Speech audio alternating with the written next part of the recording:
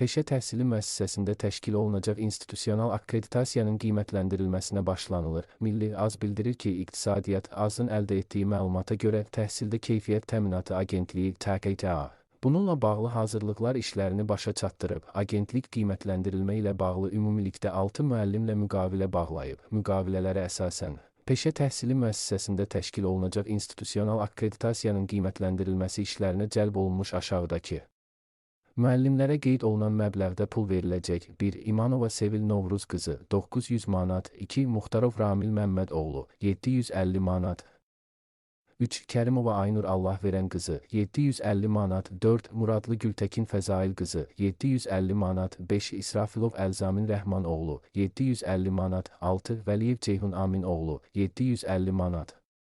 Xatırladaq ki, TKTA Ali Təhsil Müəssisəsində təşkil olunacaq institusional akkreditasiyanın qiymətləndirilməsi işlərinə cəlb olunmuş 36 müəllimə isə 1175-1300 manat məbləğində vəsait ödəyəcək.